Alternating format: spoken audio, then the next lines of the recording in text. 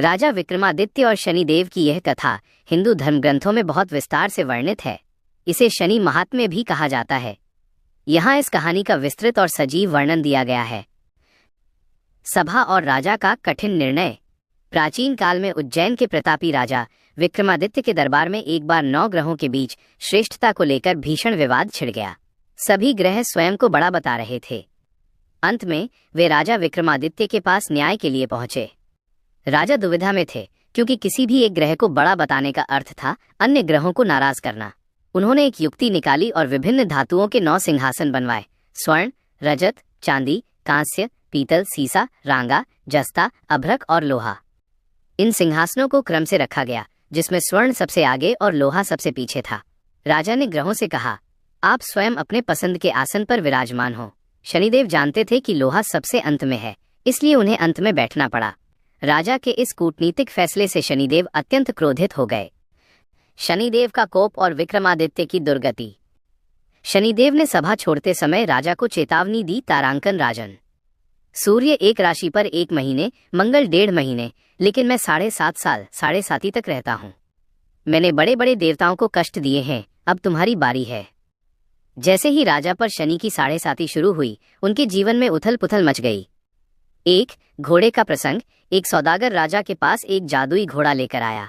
जैसे ही राजा उस पर सवार हुए, घोड़ा उन्हें लेकर जंगल में गायब हो गया और उन्हें एक अनजान नगर तमिलिंदा में ले जाकर छोड़ दिया। 2 चोरी का झूठा आरोप।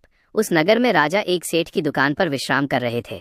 वहां खूंटी पर लटका हुआ एक कीमती हार अचानक गायब हो गया। कहा जाता है कि खूंटी ही हार को निगल गई। सेठ ने राजा को चोर समझकर राजा के पास पेश किया। 3 कठोर दंड।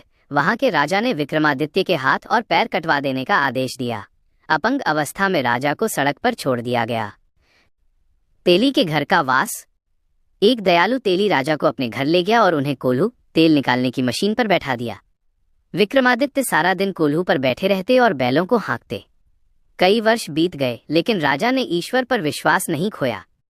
एक रात राजा विक्रमादित्य एकांत में मेघ मल्हार राग गा रहे थे। उनकी आवाज इतनी मधुर और शक्तिशाली थी कि पूरे नगर के दीपक जल उठे।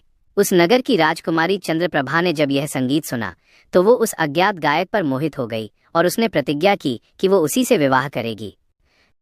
शनिदेव का साक्षात्कार और क्षमा। जब शनिदेव की 7.5 की अवधि समाप्त हुई, तो वे राजा के सामने प्रकट हुए।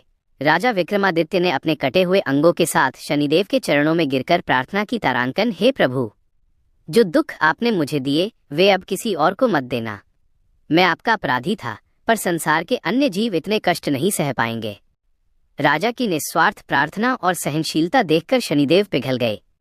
उन्होंने राजा के हाथ पैर वापस ठीक कर दिए, उन्हें पुनः पहले जैसा तेजस्वी बना दिया। सेठ की खूंटी से वो गायब हार वापस निकलवा दिया, जिससे राजा निर्दोष सिद्ध हुए।